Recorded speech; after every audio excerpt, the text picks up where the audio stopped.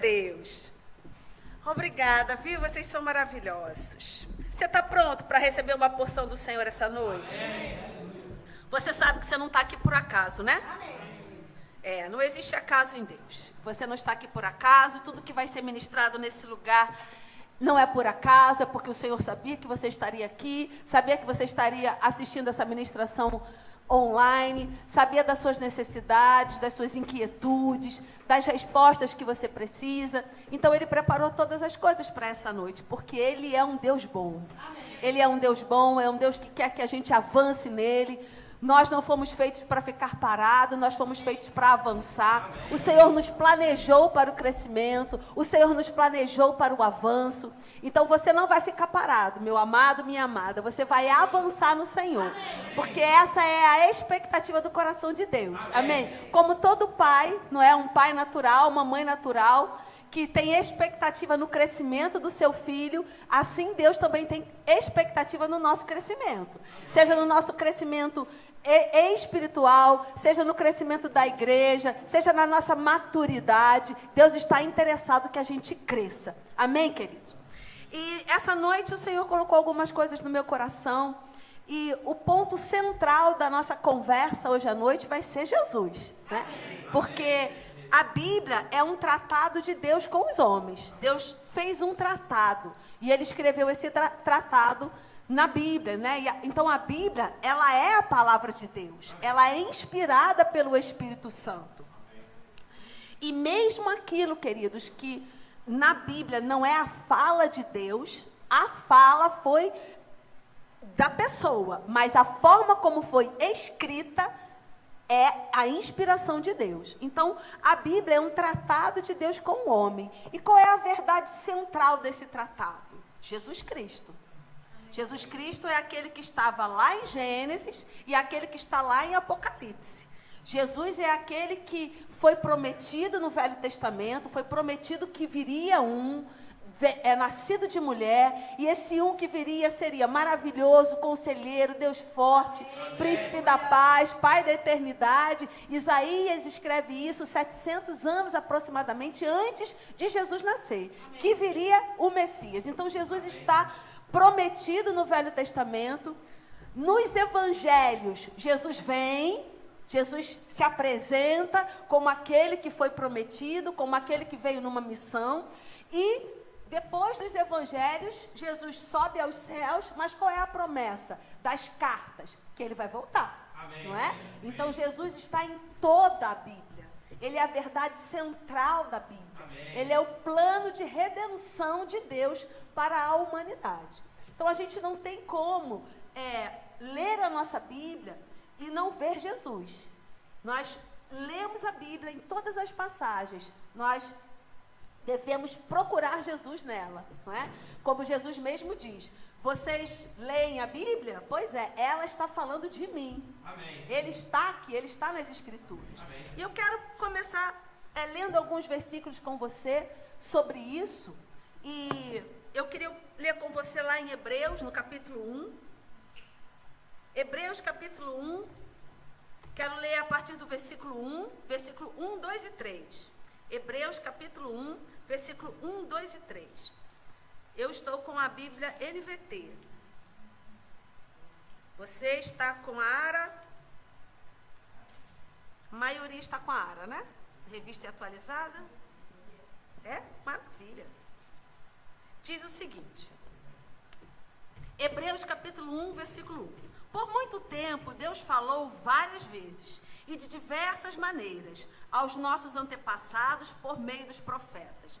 E agora, nesses últimos dias, Ele nos falou por meio do Filho, o qual Ele designou como herdeiro de todas as coisas e por meio de quem criou o universo. O Filho irradia a glória de Deus, expressa de forma exata quem Deus é. Com sua palavra poderosa, sustenta todas as coisas. Eu quero pensar essa passagem, o Filho expressa exatamente o que Deus é. Essa palavra, essa exatidão da palavra, ela, na palavra grega, é como se a gente pegasse um carimbo de ferro, desses carimbos que marcam moeda.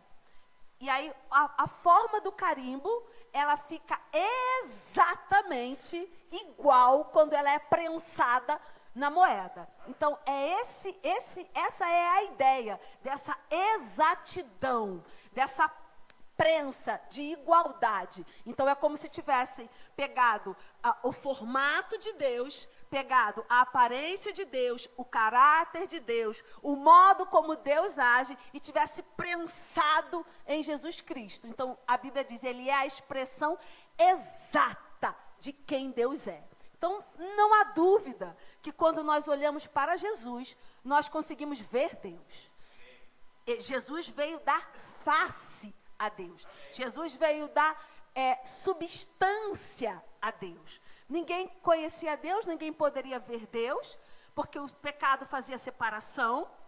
Então, ninguém viu Deus. Jesus veio mostrar Deus, veio ser a expressão exata de Deus. Jesus veio dar face a Deus. Então, quando nós temos dúvida acerca da imagem de Deus, do pensamento de Deus, de como Deus age, do modus operandi de Deus, do caráter de Deus, nós olhamos para Jesus. Como Jesus andou, como Jesus se portou, como Jesus resolvia os problemas, como Jesus resolvia quando alguém estava enfermo, como Jesus resolvia quando havia falta, como Jesus resolvia quando havia conflito. É assim que Deus resolve. Amém. Olhamos para Jesus e vemos como Deus age. Amém, queridos? Eu gosto de uma passagem de João, você não precisa abrir, eu vou ler para você. Lá em João, no capítulo 1, no versículo 18, João vai dizer o seguinte: ninguém jamais viu a Deus. O Deus unigênito, que está no seio do Pai, é quem o revelou. Então, ninguém viu a Deus, mas o Deus unigênito, aquele que está no seio do Pai, é quem revelou a Deus. E aí, queridos, a gente vai, não é, para um versículo que a gente conhece muito, que está lá em João, no capítulo 1, no versículo 1, e João diz que o verbo era Deus, e o verbo estava com Deus. E esse verbo se fez carne e habitou entre nós. Esse verbo se humanizou. Esse verbo, ele deixou o que ele era para ser o que ele não era. Ele era quem? Ele era o verbo. Ele era a palavra, ele era o logos. Ele deixou de ser o verbo, porque o verbo encarnou. O verbo tomou um corpo. Ele deixou de ser aquele que não tinha nenhum defeito, se encarnou e passou a ser na cruz um pecador, para pagar o nosso pecado. Esse verbo que se fez carne nunca mais vai voltar a ser verbo, porque ele está encarnado com o corpo glorificado, assentado à destra de Deus. Amém. Você entende tudo isso? Amém. Amém? Você entende que esse verbo que estava com Deus e era Deus, ele se humanizou por sua causa. Amém. Ele virou o pecado por sua causa. Ele levou toda a morte, toda a doença, toda a miséria sobre ele, toda a doença por sua causa. Amém? Então, esse verbo que se fez carne e habitou entre nós.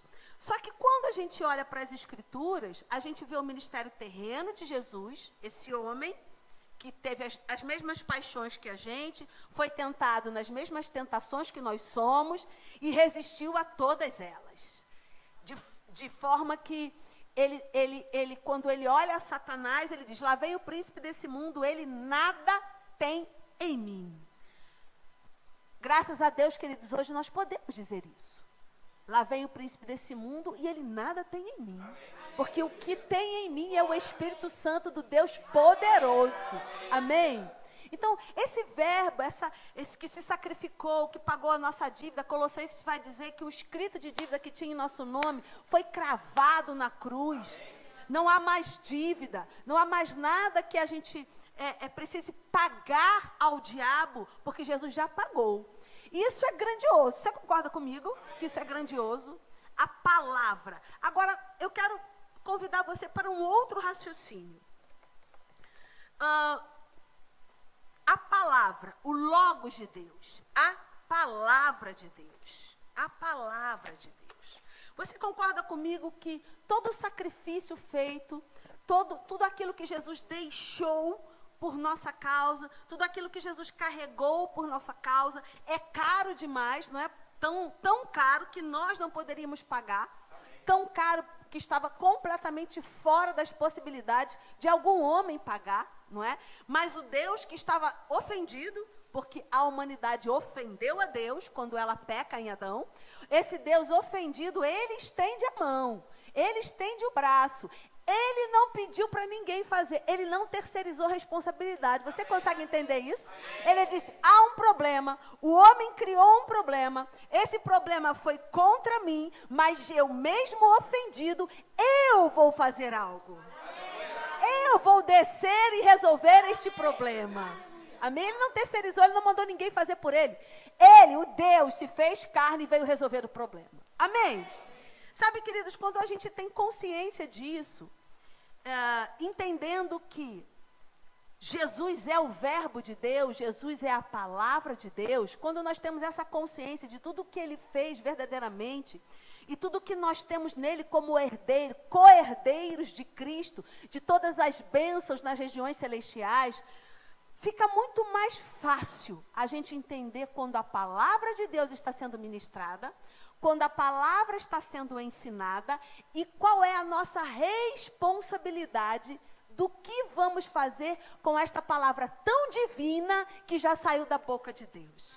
Amém? A Bíblia diz lá em 2 Timóteo, no capítulo 3, no versículo 16, a Bíblia diz o seguinte, que a palavra de Deus, toda a Escritura, foi divinamente inspirada. E essa palavra inspiração é como se fosse um sopro. É hálito. Sabe quando você faz e o seu hálito sai, o sopro sai, o seu fôlego sai? A palavra foi inspirada por Deus, saiu de dentro de Deus. Está aí a palavra pneumo, esta palavra inspiração é pneumo, de pneumologista, de pulmão, saiu de dentro de Deus. Deus inspirou e homens escreveram. Então, queridos, tudo que está aqui saiu de dentro de Deus como uma inspiração. Isso é maravilhoso, você concorda comigo? Isso é maravilhoso, porque nós temos a certeza que funciona. Se saiu de dentro de Deus, vai funcionar. Né? Deus não tem nada quebrado, Deus não tem nada que não funciona. Deus é Deus Shalom. Tudo perfeito, não é? Shalom, nada faltando, nada quebrado, uma boa jornada. Então, tudo que está aqui já saiu da boca de Deus e nós temos a garantia, a chancela de Deus que funciona. Amém? Através de Jesus Cristo. Agora, olha que coisa interessante. Eu quero ler mais um versículo com você. Estou preparando o terreno, né? Como uma boa dona de casa, prego. A carne vai ser servida como prego. E eu aprendi que prego é bater a carne até ela ficar fininha. Não é? Então, vamos preparar um prego aí. Aleluia! Colossenses, você pode abrir, por gentileza? Colossenses, no capítulo 1, no versículo 13. A gente vai ler um texto longo, mas a gente vai pensar algumas palavras aqui desse texto. Colossenses, no capítulo 1. No versículo 13, aqui já está na NVT, né? Que sucesso! Gente, alô, o Verbo da Vida de Campo Grande. A Igreja Verbo da Vida de Viseu. Já tem a tradução, já tem a versão, a NVT. Vamos nos atualizar, Igreja de Campo Grande. Saiu na frente a Igreja de Viseu, ó, que sucesso. Diz o seguinte, eu vou ler na versão ARA mesmo. Ele nos libertou do império das trevas e nos transportou para o reino do Filho do seu amor. Ele nos libertou das trevas, nos resgatou da tirania de Satanás, da doença, da miséria, da morte espiritual. Jesus nos retirou da tirania de Satanás. Transportou, transferência de povos capturados para a sua nação de origem, como presos em outra nação que são deportados. É bem fácil da gente pensar sobre isso. Os reféns que estavam lá, sob a mira do Hamas, e eles foram libertados agora. Então, eles estavam num cativeiro, eles eram reféns, eles não tinham comida, eles não tinham saúde, eles não tinham provisão, eles eram escravos naquela nação e eles sofriam tudo aquilo que um escravo sofre. Estavam presos, confinados e passando toda sorte de necessidade.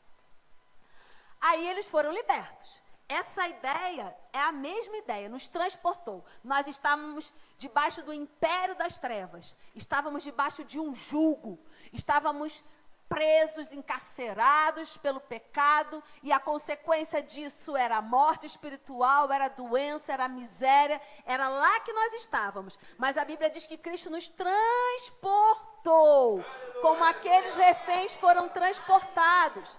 Eles saíram do cativeiro do Ramás e foram devolvidos à sua pátria original.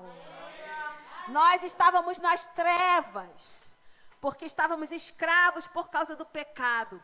Jesus nos tirou das trevas e nos transportou para o reino do Filho do seu amor, que é a nossa origem. Porque nós nascemos de Deus. Amém? E aí ele continua dizendo, agora no versículo 15. Este é a imagem do Deus invisível, o primogênito de toda a criação. Então, Jesus, mais uma vez as Escrituras dizem, ele é a imagem do Deus invisível, pois nele foram criadas todas as coisas, nos céus e sobre a terra, as visíveis e as invisíveis, sejam tronos, sejam soberanias, quer principados, quer potestades. Tudo foi criado por meio dele e para ele. Ele é antes de todas as coisas, nele tudo subsiste. Ele é a cabeça do corpo, da igreja. Ele é o princípio, o primogênito dentre os mortos, para em todas as coisas ter a primazia, porque aprouve a Deus que nele residisse toda a plenitude. E essa palavra plenitude é uma expressão que enfatiza que Deus decidiu se revelar plenamente a ele. Deus decidiu se revelar plenamente a Jesus, em Jesus. E aí, 20, e que havendo feito a paz pelo sangue da sua cruz, por meio dele, reconciliasse consigo mesmo todas as coisas, quer sobre a terra, quer nos céus. E a vós outros, está falando agora com você e comigo, também que outrora éres estranhos e inimigos no entendimento pelas vossas obras malignas, agora, porém, vos reconciliou no corpo da sua carne, mediante a sua morte, para apresentar-vos perante ele, santos, inculpáveis e irrepreensíveis.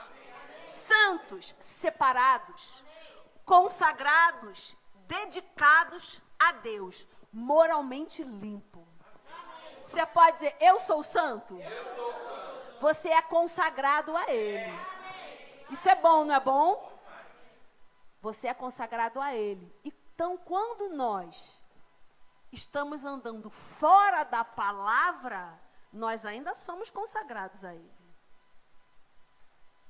Esse é o pensamento que Deus tem sobre a nossa vida. Quando andamos fora da palavra, ainda assim estamos consagrados a Ele. Quando não obedecemos a palavra, o que estamos consagrando? Se não é a Deus.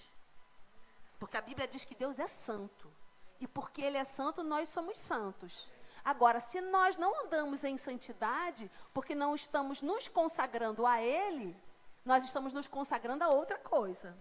Então, estamos tirando Deus do lugar de santo e estamos colocando outras coisas que não são santas. Meu irmão, minha irmã, isso é perigoso. Depois ele diz, inculpáveis, aquele que não se atribui culpa, sem mancha, puro.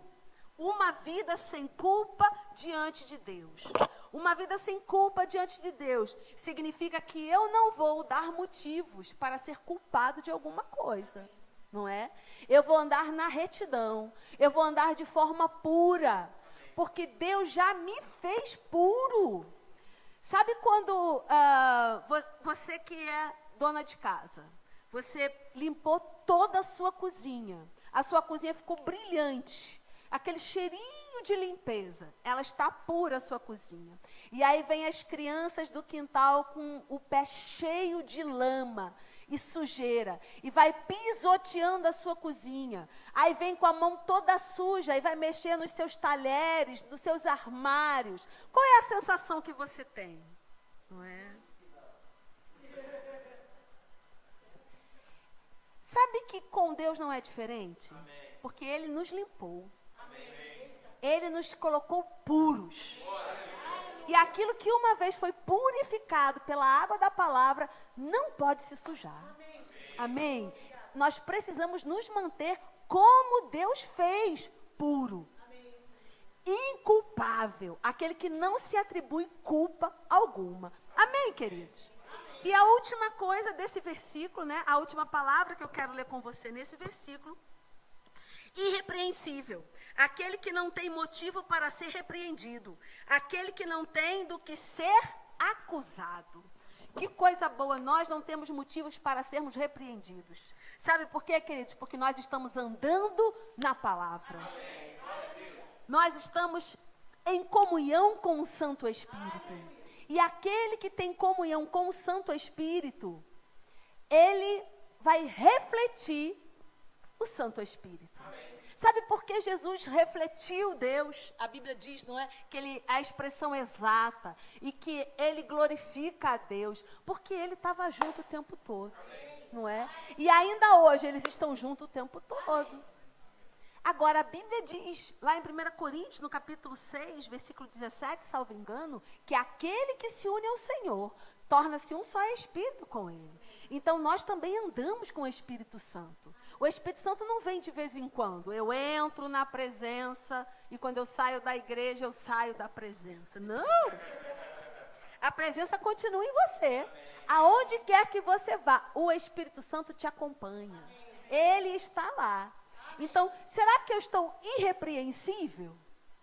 Será que eu estou nessa condição que Colossenses, o apóstolo Paulo escrevendo para os Colossenses, ele coloca tudo aquilo que Jesus fez, para trazer à nossa lembrança o tamanho da bondade, o tamanho da benignidade de Deus. E ele coloca tudo que Jesus fez. E depois ele diz, e o que cabe a vocês?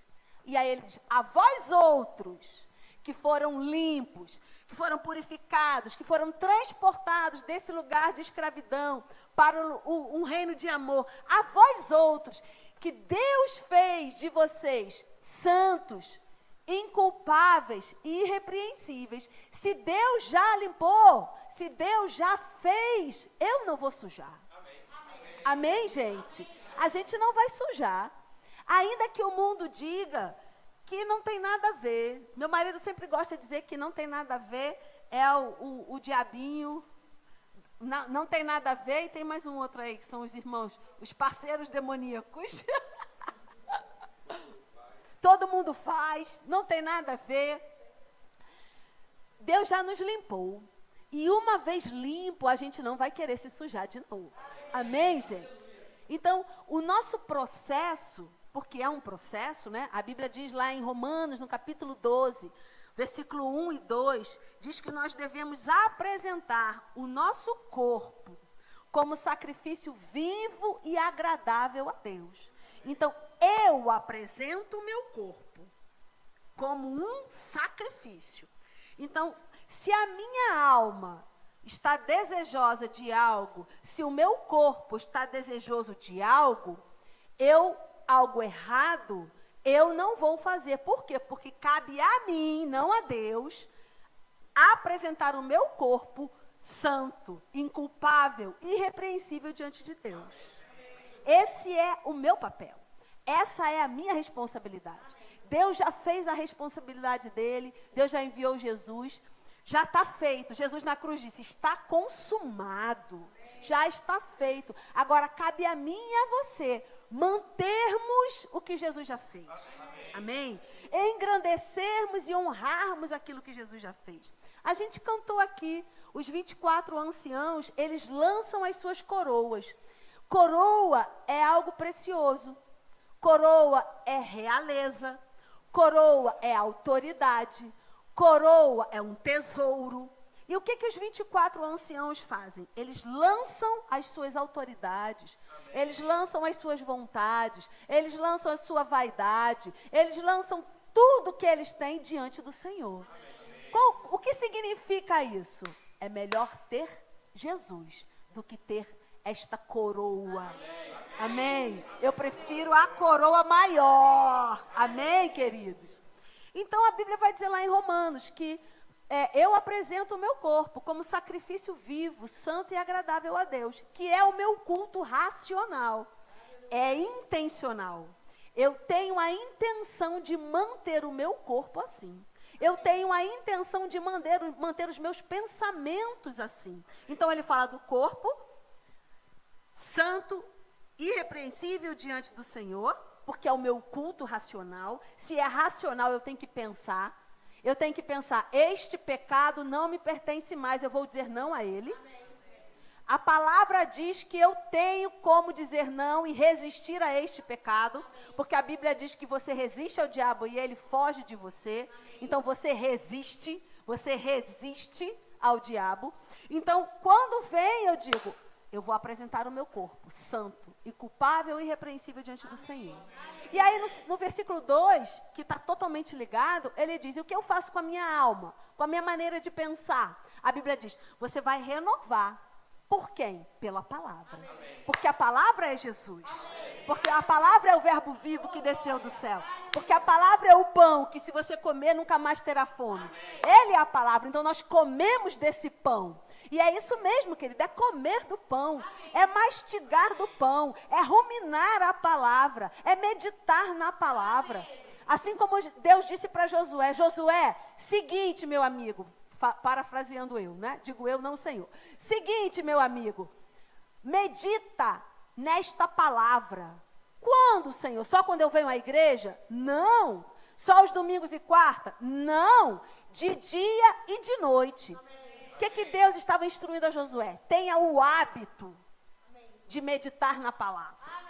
E se você medita na palavra de dia e de noite, ele diz, e tenha o cuidado de fazer tudo aquilo que nela está escrito. Se você fizer isso, Josué, aí ele diz, você saberá lidar com as coisas dessa vida. Ou você vai fazer prosperar a sua vida. Então, Josué, você tem que meditar. E quem é que vai me fazer prosperar? Você. E o seu pensamento renovado. Quem vai me fazer saber lidar com as coisas da vida? A palavra que você vai meditar. E obedecer. Amém, queridos? Então, voltando para Romanos.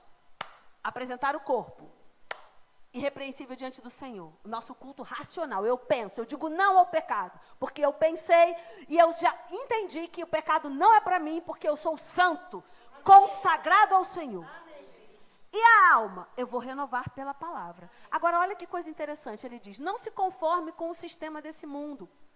Antes, renove a sua mente, a sua alma, a sua maneira de pensar através da palavra. E olha que coisa gloriosa. Ele diz, então, assim como ele falou para Josué meditar na palavra, o apóstolo Paulo fala para aquela igreja. Então, você vai provar a boa, agradável e perfeita vontade de Deus. Sabe, queridos, tem muita gente dentro da igreja dizendo que a palavra não funciona. Sabe por quê?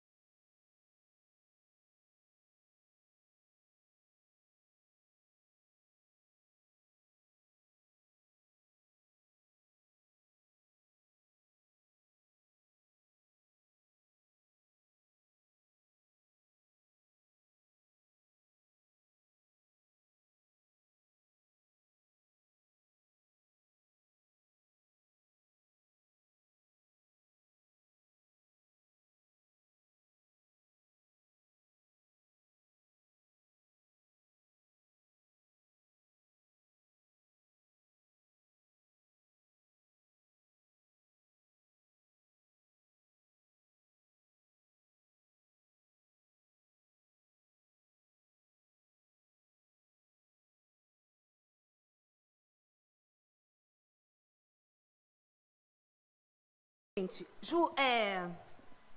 oh meu Deus, João 8, 31, diz o seguinte, você achou? Posso ler? Posso ler? Amém. Diz o seguinte, disse, pois, Jesus aos judeus que haviam crido nele, se vós permanecerdes na minha palavra, sois verdadeiramente meus discípulos. Quem é o discípulo verdadeiro? Quem permanece na palavra. Ué, mas não é quem vai à igreja? O discípulo verdadeiro não é o que vai à igreja? Não é. O discípulo verdadeiro não é o que vai à igreja. Poxa vida, eu achei que era. Vinha na igreja, lia um versículo que o pastor mandou, ficava aqui na igreja pensando na pizza que vai comer depois que sair da igreja. Não é? Ficou aqui na igreja pensando tudo que deixou em casa, pensando tudo que tem que fazer no dia seguinte. Ei, queridos, esse não é o verdadeiro discípulo. Amém. Aleluia. É importante congregar? É, a Bíblia diz que nós devemos congregar. Amém. É muito importante congregar. Mas congregar é uma parte. A outra parte é permanecer na palavra. Permanecer nas escrituras, permanecer no ensino, permanecer naquilo que foi ministrado no culto. E olha como Deus tem esse cuidado, permanecer. Sabe por que nós devemos permanecer? Porque não é automático. Amém. Nós decidimos permanecer. Amém. É intencional. Eu decido permanecer. Amém. Porque o mundo vai me espremer para me enviar para outro lugar, para me mostrar outra paisagem, mas eu decido ficar com Cristo, eu decido permanecer, aquele que me tirou do cativeiro, aquele que me tirou da morte, aquele que me tirou da doença, aquele que me tirou da miséria, eu decido permanecer com Ele. E aí, sabe a consequência de quem decide permanecer? É a seguinte, 32, tem um então, o versículo 32, ele está diretamente ligado ao que foi dito no versículo 31. Ele diz, conhecereis a verdade, e a verdade vos libertará. Lá na casa da minha avó, quando eu era criança, tinha a Bíblia aberta, no Salmo 92. Não sei se na casa de alguém aqui tinha esse hábito. 91, é porque 92 é o meu Salmo. 91. E aí a Bíblia ficava lá, dando poeira, aí alguém limpava, mas ninguém lia. Ninguém conhecia verdadeiramente o que estava escrito no Salmo 91. Será que aquela palavra que estava escrita no Salmo 91 iria libertar alguém? Não. Não vai libertar ninguém. Porque a palavra que liberta é a palavra que eu conheço. Então ele diz, vamos juntar as peças. Discípulo é o que permanece. Que permanece aonde? Na palavra, que é a verdade. E aquele que permanece na palavra, obviamente, vai conhecer a palavra. Ele vai vir à igreja, ele vai ouvir a ministração, e quando ele sair daqui, ele vai colocar aquela palavra em prática. Porque a igreja de Viseu não é uma igreja de ouvintes negligentes. Mas é uma igreja de operosos praticantes da palavra. Aqueles que ouvem a palavra e praticam. Ouve a palavra e pratica. Amém, queridos? Então eu vou ouvir a palavra e eu vou praticar. Eu vou permanecer na palavra. E aí esse conhecimento que chega na minha vida, que eu decido permanecer, ele vai me libertar. Vai me libertar de quê? Da treva da ignorância. Sabe aquelas coisas assim, Deus dá e Deus toma, Deus mata, Deus vive? Não é? Isso é uma ignorância, isso é trevas, não conhece o caráter de Deus. O caráter de Deus não é Deus dá e Deus tira, o caráter de Deus é Deus dá. Amém? E quando eu perco? Provavelmente porque eu não li o que estava escrito. Porque eu não pratiquei o que estava escrito. E aí, obviamente, eu vou ter perda. Porque ele diz, quem é o verdadeiro discípulo? O que permanece. Então, eu vou permanecer nas verdades que eu tenho aprendido, queridos. E isso é que vai promover o meu crescimento. A Bíblia diz que criança espiritual bebe leite. Porque bebê bebe leite, não é? Mas ele diz, mas a adultos, o Senhor dá alimento sólido. Eu sei que você não vai querer ficar bebendo leite a vida inteira. Você vai querer uma feijoada, igual aquela de sábado, não é? Você vai querer uma feijoada, porque leite não é comida para você. Você já cresceu, você não é mais um bebê. Você vai querer feijoada. Agora, sabe que a bebês a gente não pode dar feijoada, porque passa mal. A gente só pode dar feijoada a adulto. Então, muitas coisas que nós desejamos aprender em Deus, muita revelação que nós desejamos ter em Deus, muitas perguntas que nós gostaríamos que Deus respondesse, Ele não é que Ele não queira, mas Ele não pode, porque nós ainda estamos na fase de bebê. Não é? Lembra? Eu até falei isso aqui em algum momento, já não sei mais quando, já ministrei tantas vezes, né, pastor? Mas eu falei sobre Jesus aparecer e querer falar algo para você, e ele dizer para você, eu tenho tanto para te falar, mas eu não posso falar. Por quê? Porque você ainda é menino, não vai conseguir suportar essa verdade. Então, queridos, Deus quer que a gente cresça. Porque tem tanta coisa em Deus que Ele ainda não nos revelou através da sua palavra. Porque o nosso nível de entendimento ainda não alcançou o nível para receber a revelação. Porque a palavra do Senhor é progressiva. O que eu sei hoje é menos do que eu vou saber amanhã. E mais do que eu sabia ontem. Agora, se eu não ponho em prática aquilo que eu tenho ouvido, se eu sou uma ouvinte negligente, eu vou parar aqui. Eu não vou conseguir avançar, porque eu não estou pondo em prática, eu não decidi ser um discípulo que permanece nas verdades da palavra, pondo em prática. E aí o que acontece? Eu tenho tanto para te falar, mas aí Jesus vai dizer, mas eu não posso dizer, porque você ainda é criança. Amém? Então o convite de Deus para nós essa noite, queridos, é que a gente decida. Não é Deus que vai fazer por você, é você que vai decidir. Permanecer na palavra. E quando eu digo permanecer na palavra, eu digo aquilo que vai sair da sua boca. Eu digo as suas atitudes. Eu digo aquilo que você vai deixar entrar na sua casa. Aquilo que você vai considerar do seu irmão. Tudo isso é maturidade. Dizer não para o sistema do mundo é maturidade espiritual. Dizer não para as ofertas de manjares é maturidade espiritual. Dizer não para a fofoca, maturidade espiritual. Dizer não para a contenda, maturidade espiritual. Então, o convite do Senhor essa noite é: vamos deixar a primeira infância e vamos entrar na maturidade da palavra. Amém? Porque tem muita coisa da parte do Senhor para ser revelado na nossa vida. Amém? E eu não quero atrasar o meu próprio processo de crescimento, não é? E eu sei que você também não quer. Você quer avançar no Senhor. Você não quer ficar parado, não é? Porque, como dizia o meu antigo pastor, não sei se aqui tem isso, né? Mas lá no Brasil, água parada dá dengue, né? Então, a gente não quer ficar parado, até porque Deus nos chamou para movimento. O Espírito de Deus é um Espírito dinâmico, Ele está em movimento, e Ele nos convida a esse movimento em direção ao conhecimento da palavra. Amém? Você pode ficar de pé, o Ministério de Música pode nos ajudar. Eu quero fazer uma oração com você sobre isso, sobre nós decidirmos avançar, decidirmos não ficar parado, decidirmos caminhar ouvindo a palavra e praticando a palavra. Sabe, querido, a gente tem que ter bastante cuidado, porque nós estamos num mundo, não é? No mundo de coisas instantâneas, não é? Tudo agora não, já tem um tempo, mas depois da pandemia piorou, porque antes da pandemia, pelo menos lá no Brasil, antes da pandemia, não tinha tanto motoboy, né? Aquele que faz entrega de moto.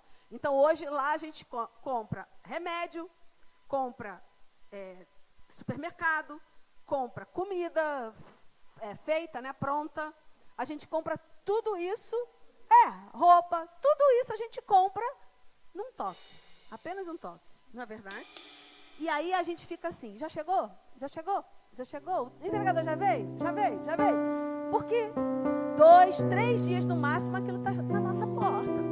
Então, a nossa mente está se acostumando com muita coisa instantânea, comida instantânea, notícia instantânea. Você tem um celular e hoje você vê uma notícia, daqui a 5 minutos atualiza, é outra notícia, depois outra notícia. A sua mente está esgotada com tanta informação. E ela está sendo adestrada a um movimento de coisas instantâneas. Mas sabe que a palavra é um processo. Crescer na palavra é um processo. Não vai acontecer da noite para o dia. Requer investimento. Eu costumo dizer que conhecimento a gente não tropeça na rua. Opa, estava andando, tropecei aqui na caixinha de conhecimento, peguei o conhecimento e vou levar para casa. Não, conhecimento requer investimento. Seja financeiro, você vai pagar um curso. Seja de tempo, você vai dedicar o seu tempo. Seja de estudo. Então, conhecimento, ele não é instantâneo, ele é progressivo. E o conhecimento da Bíblia também é progressivo. E qual é o convite de Deus para nós essa noite? Permaneça. Permaneça nesse processo de avanço da palavra, nesse processo de se manter firme. Por quê? Porque você vai conhecer das verdades da palavra. E as verdades que você vai conhecer vai trazer luz em toda a treva de ignorância. Amém? Pai, nós te damos graças por essa noite. Nós exaltamos o teu nome, exaltamos a Jesus Cristo, a palavra de Deus. Obrigada, Pai, porque a palavra tem sido apresentada a nós e nós temos agarrado essa palavra, temos praticado, temos ouvido, não de forma negligente, mas temos sido praticantes operosos da tua palavra. Então nós podemos declarar, Pai, que o crescimento é certo. O crescimento é certo. Todo conhecimento nós estamos adquirindo passo a passo, porque temos nos dedicado ao estudo da tua palavra, temos nos dedicado à prática da tua palavra. Obrigada, Senhor, pelo teu Espírito Santo, que é o nosso mestre. Ele nos ensina todas as coisas. Ele nos revela a tua palavra. Ele nos dá conhecimento da tua vontade. Nós te louvamos por essa noite. Eu oro pela vida dos meus irmãos. Eu declaro em nome de Jesus olhos espirituais abertos, olhos iluminados para compreender, Senhor, aquilo que eles têm, aquilo que eles podem em Cristo Jesus. Senhor, em nome de Jesus, todas as verdades da tua palavra, trazendo conhecimento e luz a cada um deles, naquilo que eles precisam, naquilo que é as suas necessidades. Eu declaro em nome de Jesus, Pai, toda a treva sendo dispersada e a tua palavra trazendo a luz do conhecimento em todas as áreas da vida dos meus irmãos, porque a tua palavra é a verdade, a tua palavra é cura, a tua palavra é alimento, a tua palavra é remédio, a tua palavra é esperança, a tua palavra é viva, a tua palavra é alegria, a tua palavra é paz. E nós declaramos a manifestação da tua palavra na vida dos meus irmãos, em nome de Jesus. Amém, queridos? Glória a Deus.